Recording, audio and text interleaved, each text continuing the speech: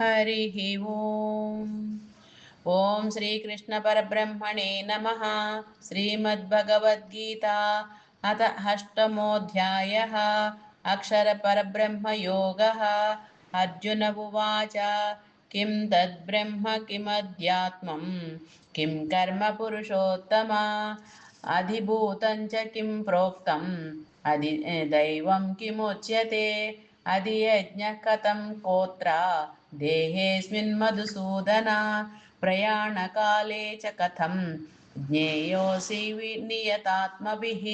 श्रीभगवानुवाच अक्षरं ब्रह्म परमं स्वभावोऽध्यात्ममुच्यते भूतभावोद्भवकरः विसर्गः कर्म संज्ञितः अधिभूतं क्षरो भावः पुरुषच्छादिदैवतम् अधियज्ञोऽहमेवात्र देहे देहभृतां वर अन्तकाले च मामेव स्मरन् मुक्त्वा कळेबरं य प्रयाति समद्भावं याति नास्त्यत्र संशयः यं यं वापि स्मरन् भावं त्यजत्यन्ते कळेबरं तं तमेवैति कौन्तेय सदा सद्भावितः तस्मात् सर्वेषु कालेषु मामनुस्मरयुध्य च मय्यर्पितमनो बुद्धिः मामे वैश्यस्य संशयः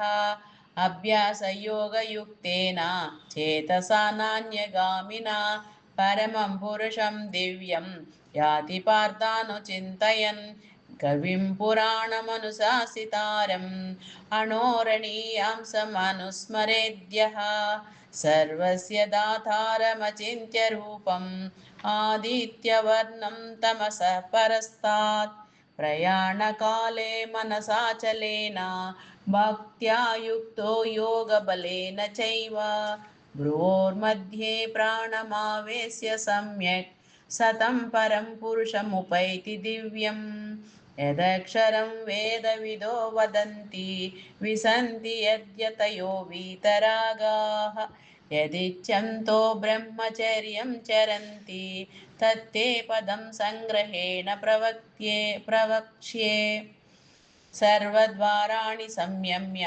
मनोहृदि निरुध्य च मूर्ध्याधात्यात्मनः प्राणम् आस्थितो योगधारणाम् ओमित्येकाक्षरं ब्रह्म व्याहरन् मामनुस्मरन् यः प्रयाति त्यजन् देहं स याति परमां गतिम् अनन्यचेता सततं यो मां स्मरति नित्यसः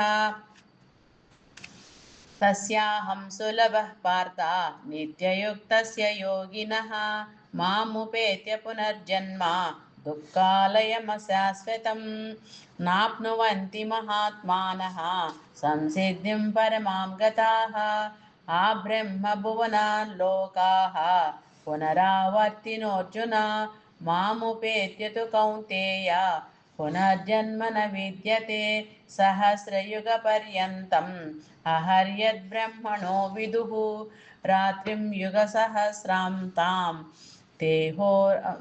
तेहोरात्रविदो जनाः अव्यक्ताव्यक्तयः सर्वाः प्रभवन्त्यः रागमे रात्र्यागमे प्रलीयन्ते तत्रैवाव्यक्तसंज्ञके भूतग्रामस एवायं भूत्वा भूत्वा प्रलीयते रात्यागमे वसः पार्थ प्रभवत्यः रागमे परस्तस्मात् भावोऽन्यः व्यक्तो व्यक्तात् सनातनः